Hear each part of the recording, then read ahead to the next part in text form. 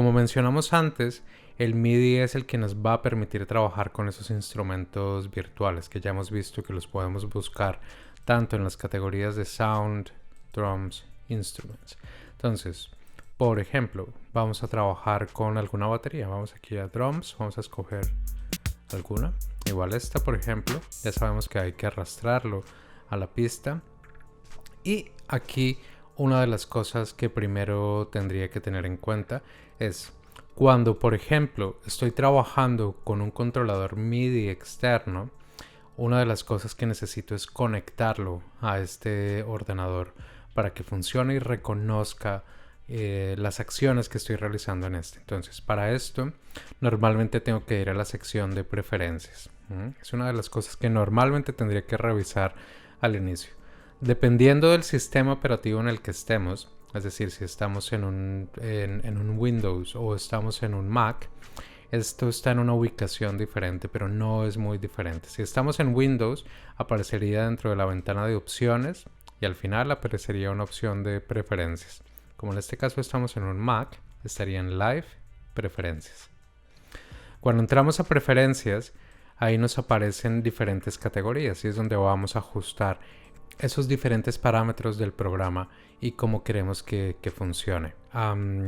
Por ejemplo, cuando estamos en el audio, nos va a permitir seleccionar las entradas y salidas del ordenador. Si tenemos tarjetas externas o si es la tarjeta integrada del ordenador.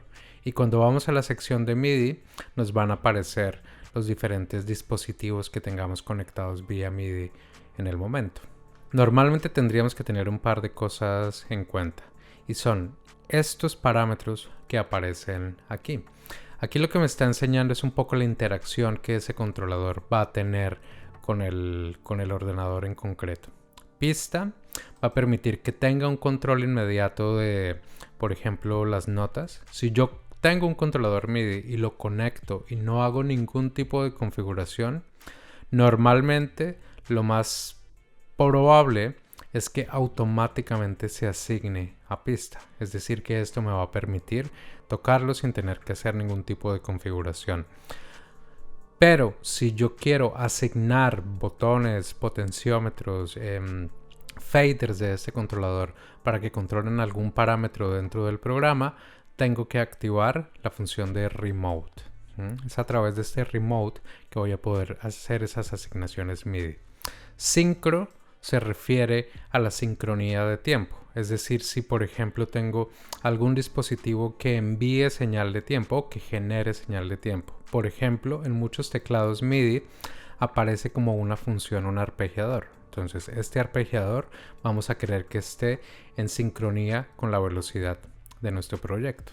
O a veces cuando trabajamos con instrumentos o secuenciadores externos o cajas de ritmo externas, esto va a permitir que ambas cosas se encuentren a la misma velocidad. O en algunos casos, por ejemplo, si es un proyecto en directo donde trabajas con más músicos y alguien más o otras personas utilizan Ableton también, tú puedes sincronizar los ordenadores a partir de esa función de sincro. Entonces, eso es un poco la función general. Algunos de los controladores modernos, la gran mayoría, funcionan como superficie de control. Eso quiere decir que cuando tú los conectas, ya tienen comandos preasignados para que funcionen dentro del programa. Normalmente la forma de activar esto es conectarlo, despliegas la pestaña y aparece un listado de los controladores, digamos, que ya tienen esas preasignaciones hasta el momento de la actualización en la que estés. Esa es una de las cosas que a veces normalmente cambia con las actualizaciones. Entonces eso es algo que tener en cuenta cuando trabajamos con esto. File folder va a ser un poco esa organización de las carpetas, proyectos por defecto, la library donde está asignada la librería, plugins, cómo va a reconocer esos plugins externos que mencionábamos antes, donde normalmente lo que vamos a decir es la ruta en la que se encuentran. o que digamos el programa busque automáticamente la ruta en donde se asignan al sistema cuando haces la instalación, que sería la forma más sencilla.